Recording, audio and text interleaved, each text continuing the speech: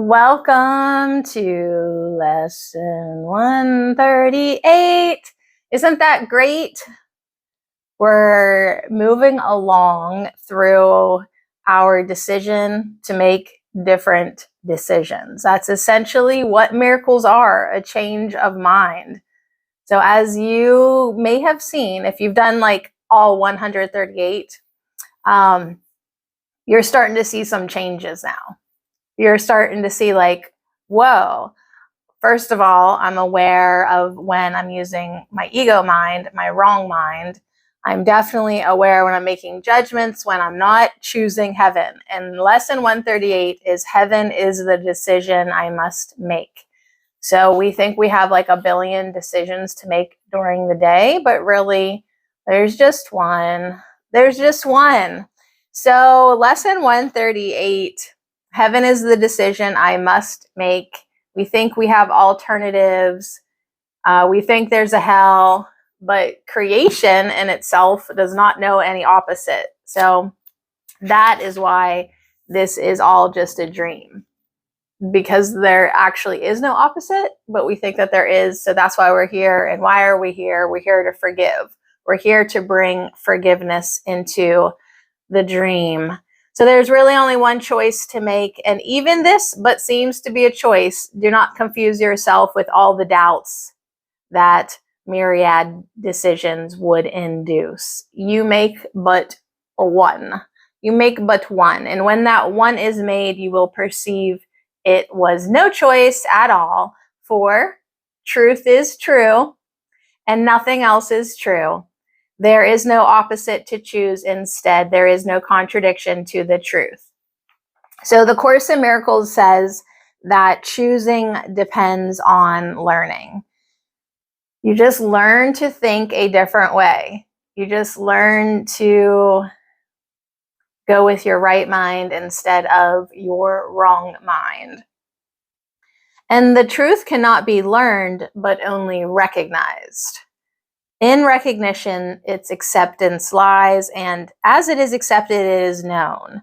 But knowledge is beyond the goals we seek to teach within the framework of this course.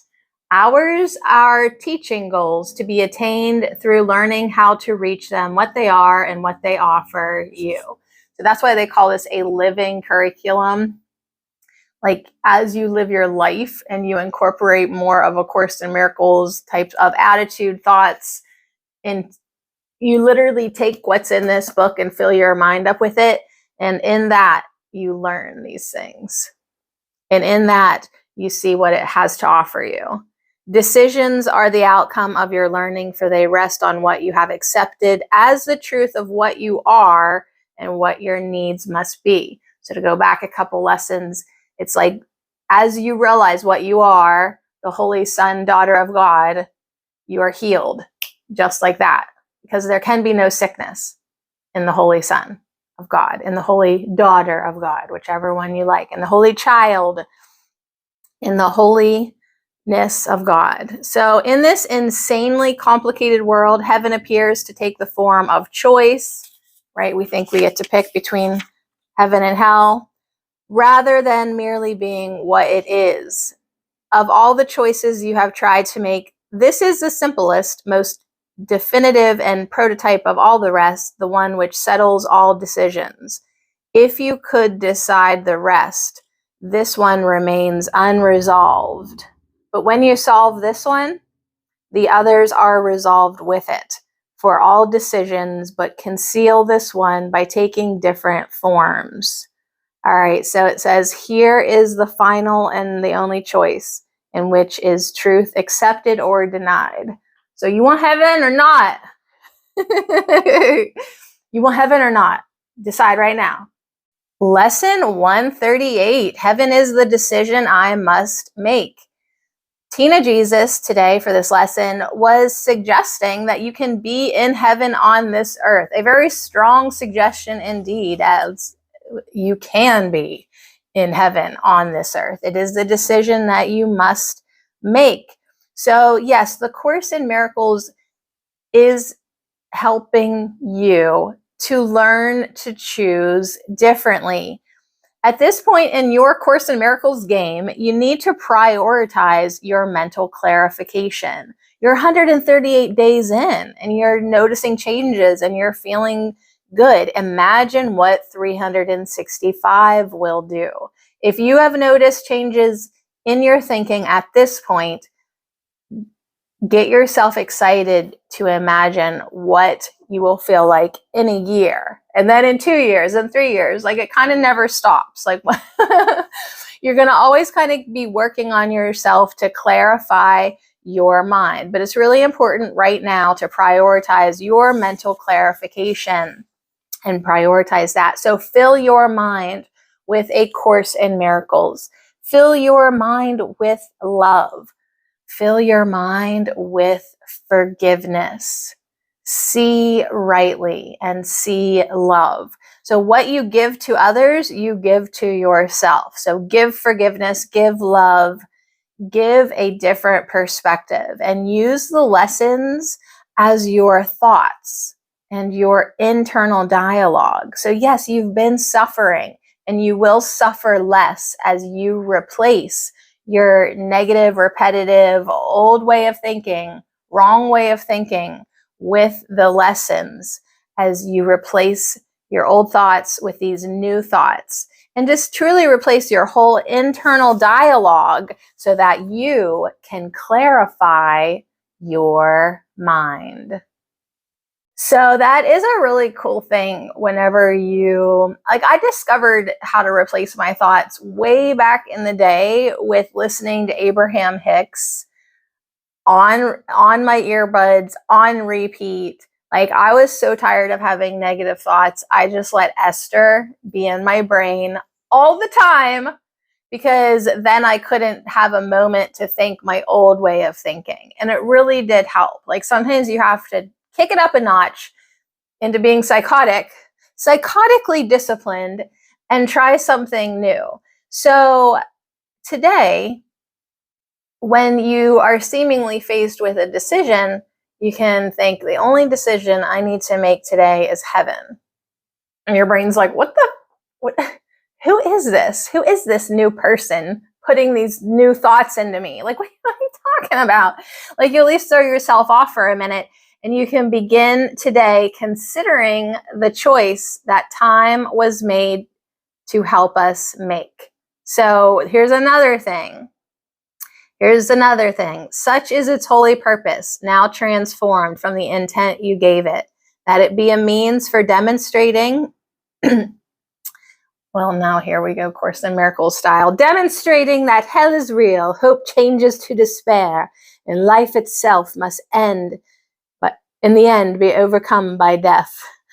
Like, I mean, I do see how people get confused, because that's like a little bit sarcastic. In death alone are opposites resolved, for ending opposition is to die, and thus salvation must be seen as death, for life is seen as conflict. To resolve the conflict is to end your life as well. So it like goes off on a tangent, and then you're like, wait, are you being serious? And then it follows up with these mad beliefs. Like, I mean, Jesus must have had a really kind of quirky sense of humor when he wrote this book. These mad beliefs gain unconscious hold of great intensity and grip the mind with terror and anxiety so strong that it will not relinquish its ideas about its own protection. It must be saved from salvation, threatened to be safe, and magically armored against truth. So what it's saying is that there's a lot of unconscious beliefs that's holding us to fear, that's holding us to terror. That's when you have anxiety for no freaking reason, that's unconscious beliefs bubbling up. So heaven is chosen consciously. The choice cannot be made until alternatives are accurately seen and understood. All that's veiled in shadows must be raised to understanding, to be judged again, and this time with heaven's help. All mistakes in judgment that the mind has made before are open to correction, as the truth dismisses them as causeless. Now they are without effects. They cannot be concealed because their nothingness is recognized. So you start to see illusions for what they are, illusions. And when you finally see them for what they are, then you can make this new choice. But if you believe illusions to be true, it's going to be very hard to choose heaven because you think all these mad beliefs are still true. So you got to bring them to the light and see them for what they are. pathwaysoflight.org. Welcome to the reading, A Course in Miracles Workbook Lesson 138, Insights. Heaven is the decision I must make. Choosing heaven means letting the truth return to my awareness. It means letting our eternal oneness in God come back to my awareness. If I am focusing on separation, on differences, on bodies, I am choosing to focus on hell. I am choosing to focus on nothing. I am not choosing heaven. If I want to be happy, heaven is the decision I must make. At first, it takes determined effort because my habit has been to make separation real. But as I continue to let my awareness of heaven, of our oneness in God, come in more and more, that old habit of focusing on separation falls away more and more. It is really up to me how fast I return my awareness to the truth. At any moment, I am either choosing heaven or hell. There is no in between. Remembering hourly that heaven is the decision I must make jars my mind loose from old habits of making separation real. Behind every body, behind every personality is the light of God. In every situation, I am either focusing on the light of God in the person or on perceiving the person is separate from me. Today's lesson helps me make the choice for happiness, the choice for heaven. At this stage, it takes consistent, repeated practice. It takes bringing my mind around again and again and again to the truth. It's just like playing the piano. It starts with practicing the scales and gradually leads towards effortless musical expression. Today, I choose to practice opening to the music of heaven's oneness, heaven's love, heaven's peace. Heaven is really all I want. Remembering our one true identity is all I really want. Reflecting heaven here is all I want. This treasure, my true inheritance, is received as I am willing to practice hour by hour, day by day, opening to the truth of heaven. Heaven is really the only choice there is to make. Today, I practice choosing heaven. The only reason I must choose heaven now is because I have chosen against heaven. The body and the world I see through the body's eyes were made to make it appear that the choice between heaven had real effect, that there really is something other than heaven. The ego could be described as the choice to deny heaven. Because the ego's existence depends on the perception of a real alternative to heaven, the ego has developed many defenses and mechanisms to help make hell, this world, maintain its semblance of reality. One of its most effective mechanisms is the unconscious mind. By keeping decisions unconscious, we hide from ourselves the fact that our whole world experience, everything we see and feel, is by our own choice. No one in their right mind consciously chooses pain, isolation, fear, and guilt. By making those decisions unconscious, the world of separation is held in place and seems to be entirely out of our control. We appear to be subject to its whims. Pollen floats through the air and irritates our sinuses. We step in a hole and twist our ankle. In countless ways all through the day, all through our lives, seemingly external events and circumstances toss us one way and then the other. It seems we can only do our best to ride the waves and stay upright with hopes of getting through the storm for a bit of rest and quiet time while preparing to defend against the next storm, which will surely come. All this is the effect of making our decision unconscious. It was a simple decision that led to what seems to be an all-encompassing dream of hell. It was the decision to reject God's gift of all his love, wanting more than everything. Today's lesson tells us that we must learn to recognize our unconscious decisions, all of which stem from that one core decision.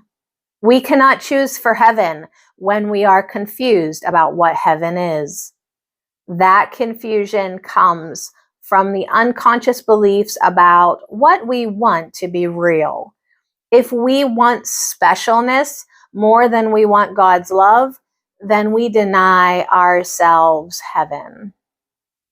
I am grateful for the Course, which is gently and consistently helping me to bring to conscious awareness my decisions against heaven. I am especially grateful that the lesson tells me that these are simply foolish, trivial choices. They are not cause for regret or guilt. They need only be laid aside, recognized for what they are. They no longer attract me, and the inevitable attraction of heaven, my home, will draw me back to where I belong. There is no effort to returning home. It is the most natural place for me to be. But because of long-established habits of choosing illusion, it does require diligence to practice hour by hour, day by day, reminding myself that heaven is the decision I must make. I used Sunday as practice in resisting the urge to play dumb. My car started giving me trouble. It started smelling like something was burning, and there was even a small amount of smoke. My first reaction was panic. I had just spent all my money paying bills, and they were at the post office. Too late to take them back in case this turned out to be an expensive problem. I had to go out of town starting Monday afternoon and go to a different town every day this week. I'm teaching classes and there is no one to take my place if I can't go. So at first, I was upset. I decided to use these circumstances to practice deciding for heaven. Every time I would find myself thinking of possibilities having to do with my car, I would say, I choose not to make plans against uncertainties. I had to do it a number of times, but I didn't give in to fear and anxiety, and so I think I used my time well. I wasn't nearly as upset as I might have been if I had just sat around worrying about my car, and I felt good about the idea that I was using the circumstances to bring myself closer to heaven. Today, I brought it in and the dealership said there didn't seem to be anything wrong. And probably I just picked up a plastic bag which was burning on my exhaust pipe. I wish I had not wasted a moment of my life planning against that uncertainty. But at least I did give each moment of worry or panic to Holy Spirit. And so it wasn't completely wasted time. Pathwaysoflight.org. The things that we worry our dumb little brains about. Like, think about all the things that you do worry about in a day, in an hour, in the last 5 minutes since you've been watching this video. They're there. It's like they're always there, running in the background, running on an unconscious playing field. So you start to become aware of all this stuff that's in there all the time.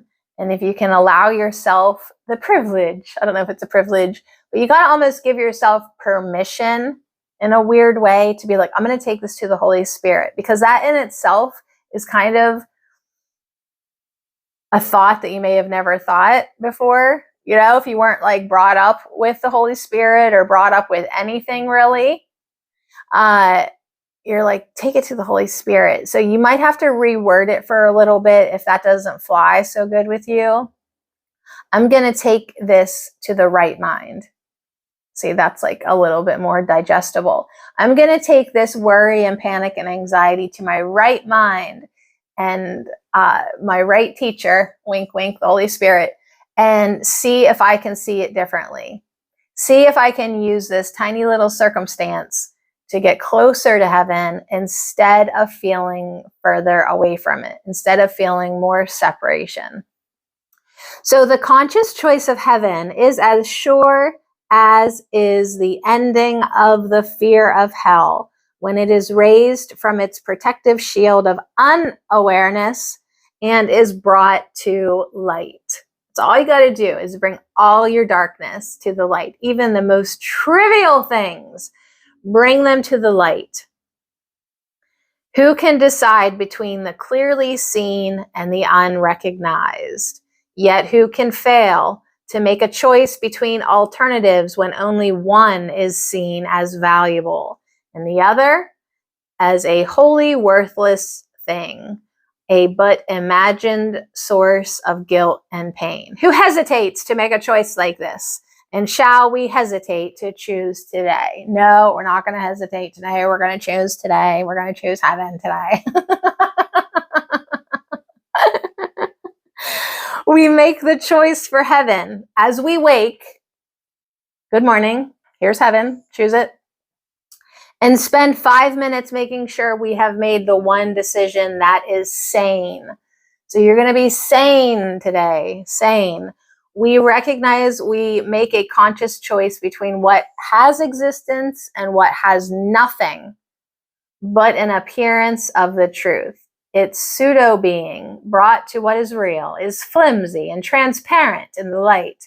It holds no terror now for what was made enormous, vengeful, pitiless with hate, demands obscurity for fear to be invested there. So all this stuff we made up, made such a big deal, made it so scary. We made things so scary, so hateful. Now it's all recognized as but a foolish, trivial mistake. And then tonight, before we close our eyes, we reaffirm the choice that we have made each hour in between. So today's one of those days that every hour you want to choose heaven. Every hour you want to reaffirm your choice for truth. And now we give the last 5 minutes of our waking day to the decision with which we awoke.